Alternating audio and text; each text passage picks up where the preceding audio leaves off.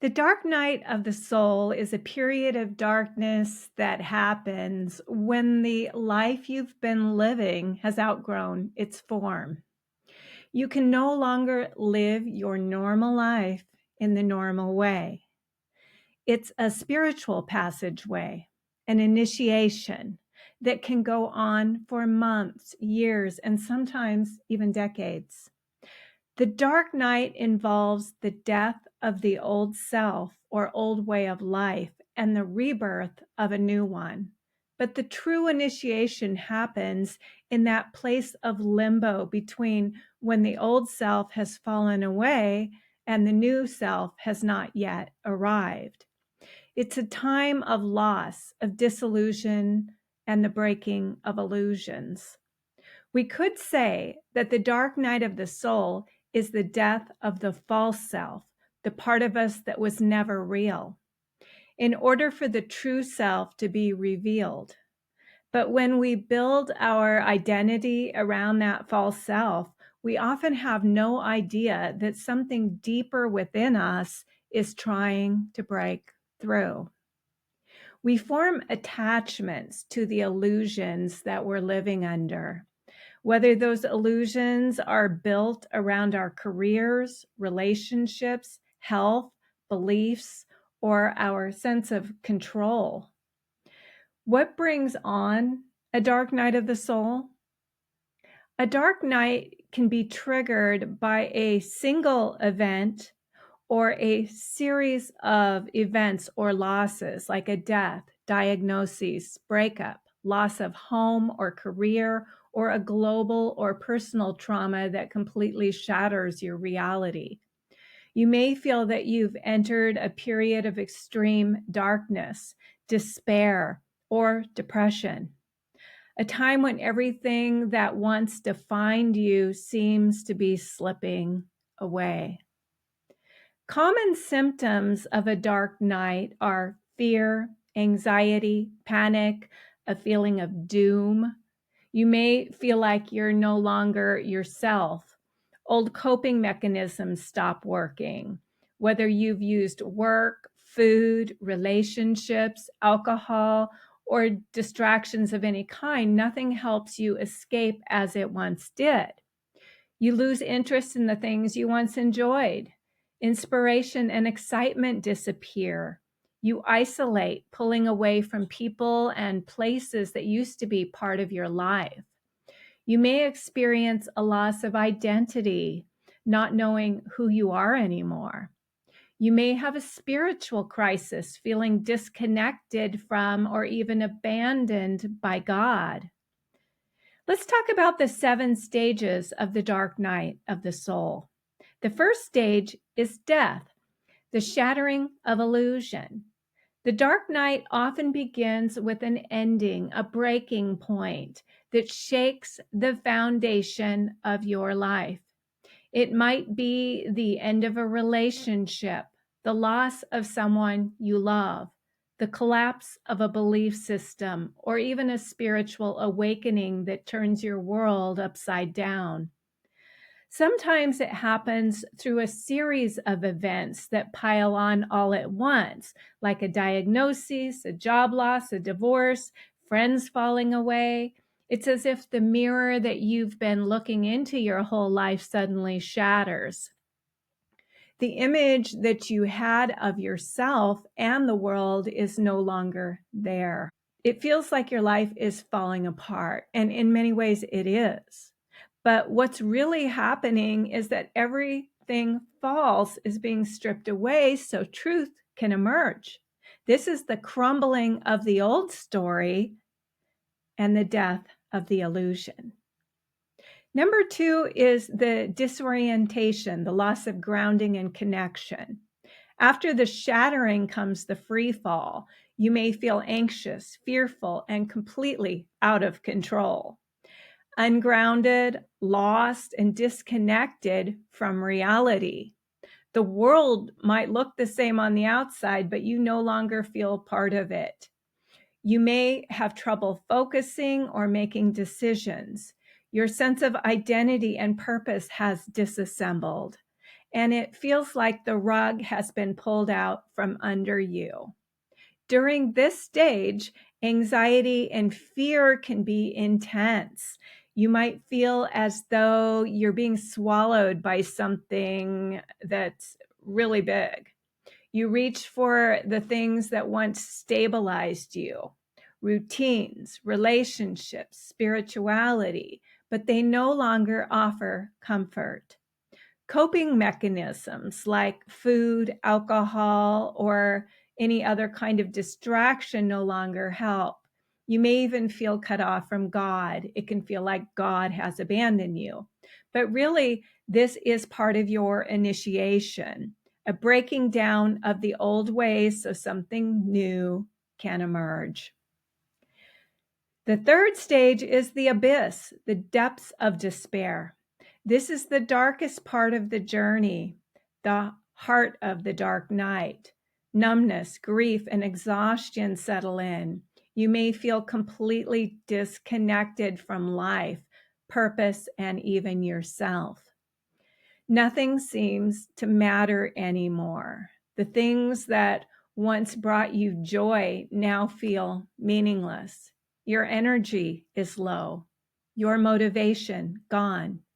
You might wonder if you'll ever feel normal again.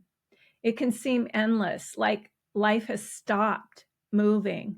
But beneath the surface, something profound is happening. The false sense of self, the ego identity that you built to survive, is dissolving. This stage is painful, isolating, and sacred. It's the cocoon stage, the womb of transformation. Even though you can't see it yet, the soul is clearing space for what is to come. The fourth stage is the surrender, letting go of control. Eventually, there comes a point where you just can't fight anymore. You've tried to fix it, understand it, control it, or escape it, and nothing works. You reach a place of exhaustion so complete that you finally just let go. Surrender doesn't mean that you're giving up on life. It means giving up the illusion of control. It's when you stop trying to force your way through the darkness and instead allow the darkness to do its work. You start to accept what is, even if you don't like it. You stop trying to go back to who you were and begin to accept where you are. This is where deep grieving happens, grieving the person that you were, the life that no longer fits, the relationships and beliefs that have fallen away. And yet, within that grief is the quiet sense that maybe there's meaning in all of this. Surrender is the turning point when resistance gives way to trust, even without knowing what comes next. The fifth stage is the thaw, the return of the light. After the long winter of the soul, there comes a subtle shift. You may wake up one morning and realize you feel a little lighter. The heaviness isn't completely gone, but there's a faint sense that the energy in your life is starting to move again. You slowly begin to feel. The numbness that once covered you starts to fade. You may find yourself drawn to things that once brought you joy, listening to music, walking in nature, painting, writing, or spending time with a pet. You may begin to reach out again, maybe to a trusted friend or family member. You might not be ready to fully re-enter the world, but you start to open up, to share what you've been through. You might even begin to make plans, moving, taking a class, starting a business, or planning a trip. These are signs that your life force is returning. You begin to realize that you're not the same person anymore. The life you once lived has outgrown its form. And even though this realization brings sadness, there's also a quiet acceptance and maybe even hope. The thaw slowly brings you back to life. You begin to feel connected again. And maybe for the first time in a long time, you allow yourself to dream.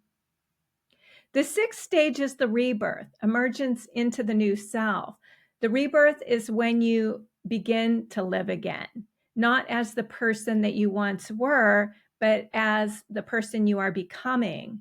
You start to take action on the clarity that you've gained, moving, changing careers, beginning a new creative project, or starting a new, healthier relationship. This time, your choices come from alignment, not fear. You begin to live according to your true values. You've learned what really matters: authenticity, peace, purpose, and love. And you protect those things. You set boundaries and honor your truth. You may still have moments of grief for your old life, but more often you feel gratitude for the growth, for the strength, for the wisdom that came through your suffering. Rebirth doesn't mean that everything feels perfect. It means you're strong enough to walk through life with your heart open and your spirit intact. You're living your truth now. You are the phoenix rising from the ashes. And the final stage, 7, is the embodiment and integration of light and dark. This is the stage where you integrate everything you've been through. It's not about escaping life or creating a perfect one. It's about living what you've learned. You begin to see the beauty in both light and darkness. You no longer avoid pain or chase pleasure. You understand that both are part of the same whole. Your faith is no longer based on belief, but on experience. You've walked through fire and discovered you can survive it. And more than that, the fire was never meant to destroy you, but to purify you. This is the stage of wholeness, walking in the world as your true self. You're more compassionate, grounded, and at peace with the mystery of life. You carry the wisdom of the dark night within you, not as a wound, but as a light. You've become the embodiment of transformation itself, the caterpillar who became the butterfly. If you or someone that you love is going through a dark night of the soul, let these 7 stages serve as a roadmap, a reminder that even in the darkest moments, rebirth is on its way. The death process is always followed by new life. We don't always know when the rebirth begins, just like a baby in the birth canal doesn't know when it will emerge, but eventually you do. You realize you're living again from a higher perspective with a stronger sense of self. The dark night is a spiritual process, and you don't have to be religious to experience it and get the value from it. It's what happens when you stop living from the ego and start living from the soul.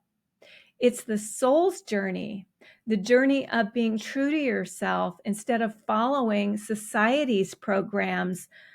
It's of having a real personal relationship with the divine instead of dogma. As I look back on my own dark night of the soul, I see it now as a calling. Life called me to fall apart so I could be reassembled in a more authentic way. I was being asked to give up who I thought I was so I could become who I was meant to be, to let go of my fear of being rejected, abandoned, or alone, to stop hiding from my true self and allow it to lead me home. We are not reborn into a perfect life, but into a powerful one, where we learn to navigate with greater authenticity, freedom, and love. You may not be fearless, but you will be courageous, Because when you've walked through the dark night, you gain a strength and compassion for yourself that could come no other way. So do not abandon yourself in this dark night. When it seems all has been lost, remember, there is a light shining from within you that you've yet to discover. Trust in that light, trust in the process, and have faith that you will arrive at the doorstep of your destiny. If you are going through a dark night and need support, please check out the support options in the show notes below. I want to thank you for being here with me, and I will see you in the next podcast.